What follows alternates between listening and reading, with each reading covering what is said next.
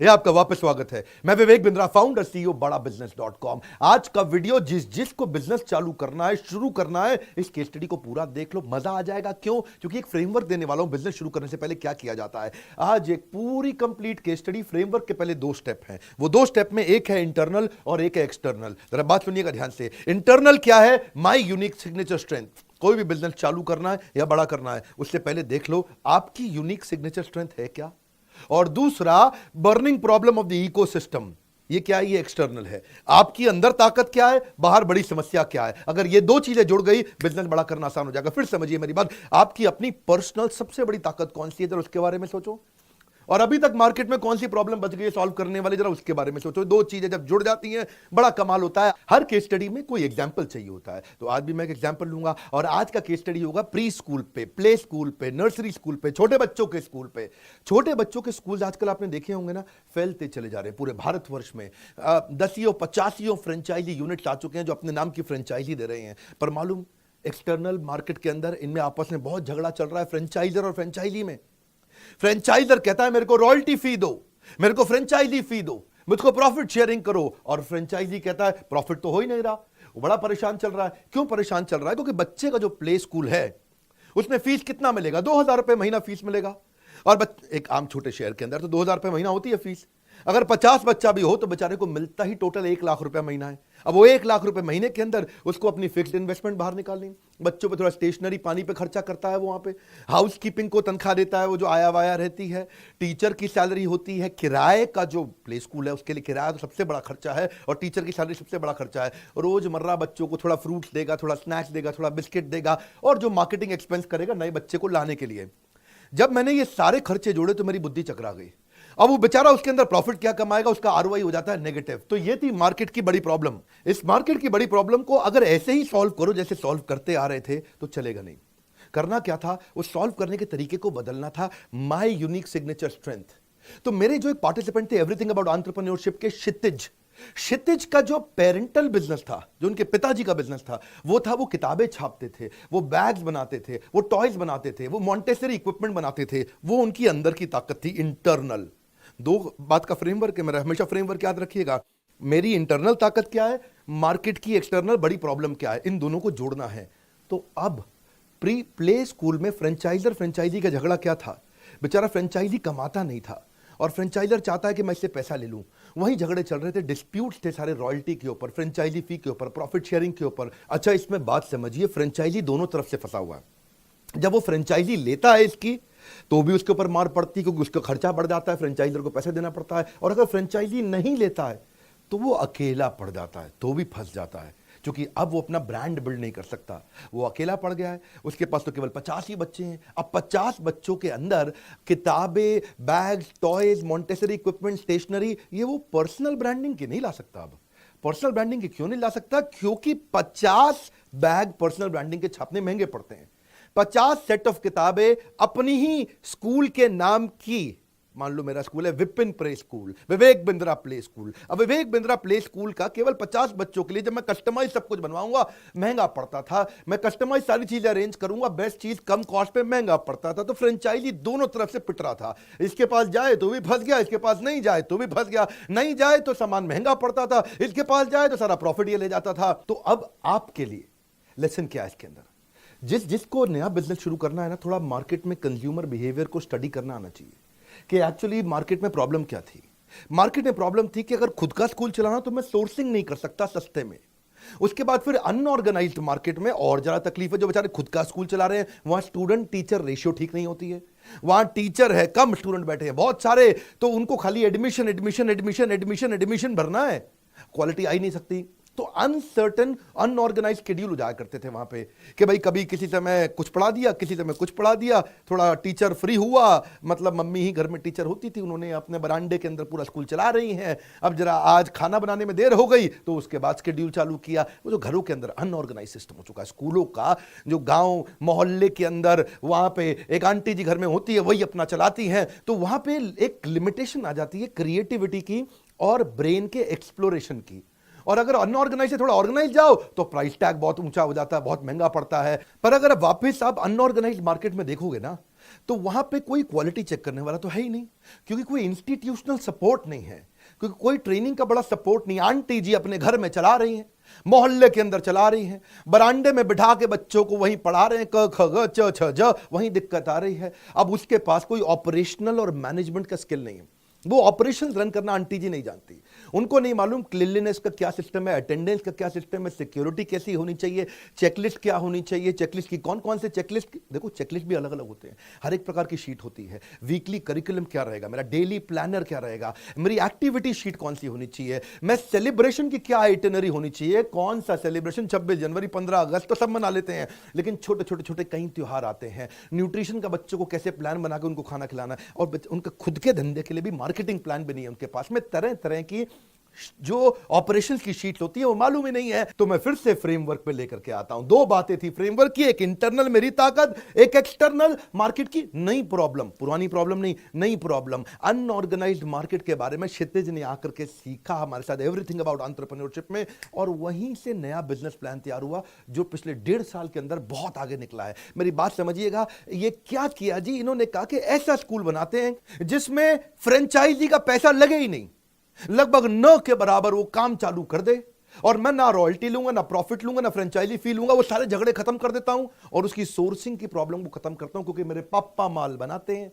अब क्षितिज के पापा तो बना ही रहे थे 10 साल से, वो क्या बना रहे थे, उन्होंने कहा जी 73,000 रुपए में जुगाड़ लगा के हिसाब किताब जोड़ा, आना पाई 73,000 रुपए में गांव मोहल्ले आंटी जी का जो प्री स्कूल था, 73,000 रुपए में ब्रांडेड प्री स्कूल चालू करेंगे, नाम रखा माई छोटा स्कूल। एक हम उनका नाम रखा, नाम भी बड़ा अच्छा जैसे अपना ना बड़ा बिजनेस, ऐसा ही थोड़ा अंग्रेजी हिंदी मिक्स, माई छोटा स्कूल। और माई छोटा स्कूल के अंदर 73,000 में फ्रेंचाइजी चालू करी। कैसे करी, पापा ने पीछे से माल दिया, इन्होंने कर दिया फॉरवर्ड इंटीग्रेशन, इन्होंने दिया 73,000 रुपए के अंदर, भाई आपको चाहिए फर्नीचर, प्लास्टिक की चेयर चाहिए, आपको टेबल चाहिए, आपको किताबें चाहिए, आपको स्वर किताबें चाहिए, व्यंजन किताबें चाहिए, स्वर व्यंजन समझते हैं ना जी, स्वर क्या होते हैं, आ ई ओ ओ, और जो वो व्यंजन क्या होते हैं जी, क ख ग छ छ। उसके बाद फिर इनको fruit tray, vegetable tray, plastic tray, games खेलने के लिए, एजुकेशनल टैबलेट भी देते हैं, साथ में उनको स्मार्ट क्लासेस बना के दे दी, बच्चों के लिए किट बनाई।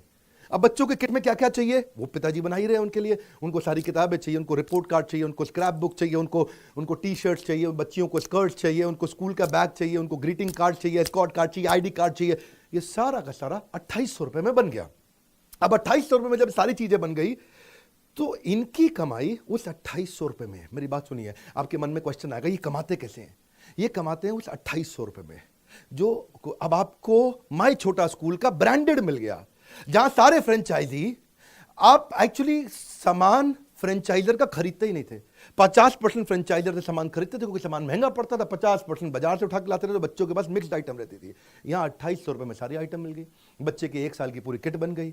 तो कंपटीशन इस मार्केट में नहीं घुस रहा था, ये मार्केट पूरी बची हुई थी, ये गांव मोहल्ले आंटी जी का प्ले स्कूल वाली मार्केट थी, ये लो कॉस्ट मार्केट थी। इस मार्केट के अंदर घुस करके आज देखते ही देखते 1.5 साल में 300 स्कूल खोल दिए, क्योंकि कॉम्पिटिशन 10 लाख रुपए का इन्वेस्टमेंट लेता है, ये 73,000 रुपए का लेता है। सो पेनिट्रेशन विदाउट कॉम्पिटिशन, मेरी बात समझिए, कम ऑन, क्या हाथ देखिए मेरा, पेनिट्रेशन विदाउट कंपटीशन। तो घर में जो आंटियां बैठी थी, औरतें जो बैठी थी, महिलाएं बैठी थी, पति बाहर काम करने जा रहा है, उन्होंने घर में प्ले स्कूल खोलना शुरू कर दिया, उनके लिए आसान हो गया। क्यों, केपेक्स नहीं लगा, कैपिटल एक्सपेंडिचर, ओपेक्स कम हो गया, ऑपरेशनल एक्सपेंडिचर, अब फ्रेंचाइजी फी, रॉयल्टी फी वगैरह तो कुछ देनी ही नहीं है।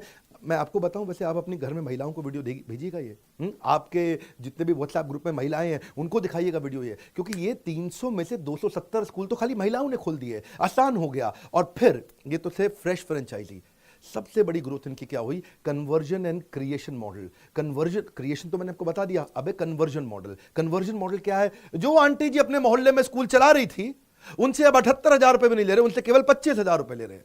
क्या, क्योंकि आंटी जी के पास बेसिक इंफ्रास्ट्रक्चर तो बना हुआ था, कुछ चीजें ऐड के 25,000 रुपए के अंदर उनको अपना ब्रांड नेम दे दिया, माई छोटा स्कूल। अब उनके पास सिस्टमैटिक चीजें आ गई, ऑर्गेनाइज करिकुलम आ गया, इनका पूरा सिस्टम मिल गया, इनको एजुकेशनल टैबलेट और टेक्नोलॉजी का सपोर्ट दे दिया, उनको ऐसा ब्रांड नेम मिल गया जिसमें पूरा का पूरा सपोर्ट आने से आंटी जी को मतलब जो है ना, अचानक उनके एडमिशन डबल हो गए। ये जो मैंने 2 बार मोबाइल टैबलेट की बात करी, मैं जरा उसको मिस नहीं करना चाहता। जो डिजिटल कंटेंट बनाया वो किताबों के साथ कंप्लीटली मैप कर दिया। टीचर रहे ना रहे, बदले या ना बदले, वो डिजिटल पूरी तरह से मैप होने के कारण एक स्टैंडर्डाइज प्रोग्राम चलने लगा, खाली टीचर पर डिपेंडेंट नहीं रह गए। अच्छा, पेरेंट्स को इससे बहुत फायदा हुआ, क्योंकि जब माय छोटा स्कूल का ब्रांड आया तो इन्होंने अपने सिस्टम बना दिए वहां पे। बोला भाई सीसीटीवी कैमरा के बिना मैं आपको फ्रेंचाइजी दूंगा ही नहीं। रोस्टर बना बना के पेरेंट्स को भेज दिया। रोस्टर मतलब आज बच्चा क्या पढ़ेगा, आज बच्चा क्या सब्जेक्ट पढ़ेगा, डेली एक्टिविटी पेरेंट्स को व्हाट्सएप ग्रुप पर रिकॉर्ड कर करके भेजने लग गए। स्टूडेंट टीचर रेशियो मेंटेन हो गया, और जो फीमेल स्टाफ होगा वो पुलिस वेरीफाइड होगा। तो पेरेंट्स को बड़ी सिक्योरिटी होने लगी, और सारे के सारे सेंटर्स पे फायर इक्विपमेंट्स को जरूर लगाना है भाई, एक्सटिंग्विशर वहां पे होना चाहिए। कॉमन व्हाट्सएप ग्रुप से उनको सारे इंफॉर्मेशन मिलेगी।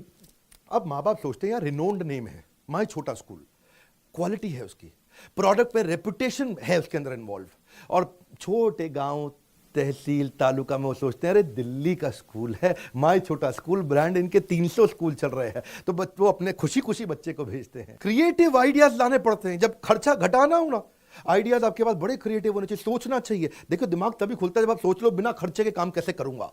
ये एवरीथिंग अबाउट एंटरप्रेन्योरशिप की बड़ी स्ट्रेंथ है जी ये। हाँ, इन्होंने भी क्या किया, कहते हैं कि जी अगर मेरे को स्कूल को सजाना है तो स्कूल को सजाने के लिए मैं मिक्की माउस लाऊंगा, डोनाल्ड डक लाऊंगा, फलाना कार्टून लाऊंगा, और उसकी सारी पेंटिंग पोस्टर बड़े बड़े लगाऊंगा, उसे खर्चा हो जाएगा। ऐसा कुछ करते हैं जी। व्हाइट बोर्ड जो अपने नोटिस बोर्ड होते हैं, पिन अप बोर्ड, उनमें बच्चों की ही सेलिब्रेशन की फोटो खींच के डाल दो, और बच्चा जो है जी बड़ा क्यूट सी फोटो होती है उसकी अलग अलग, और वो वहां जाकर के देखता है अब मेरी फोटो लगी हुई है, अपने आप को पहचानता है, रिकॉग्नाइज करता है, अपने साथ में दोस्तों की फोटो देखता है, उसी से वो पूरा कलरफुल हो जाता है एनवायरनमेंट। और उसको थोड़ा सा स्पाइस अप करने के लिए टीचर सारी फीमेल रखी। तो फीमेल महिलाओं का सॉफ्ट कॉर्नर होता है ना, उनका दिल बड़ा कोमल होता है, प्रेम से बात करती हैं बच्चों से, वो उत्साह इनकरेजमेंट हमेशा बना रहता है। एक्चुअली अगर आप ये पूरी केस स्टडी देखो तो ये फॉरवर्ड इंटीग्रेशन की केस स्टडी है। फिर से इसमें क्या है, पिताजी तो अपना काम कर ही रहे थे, ये डिटेल में घुस गए।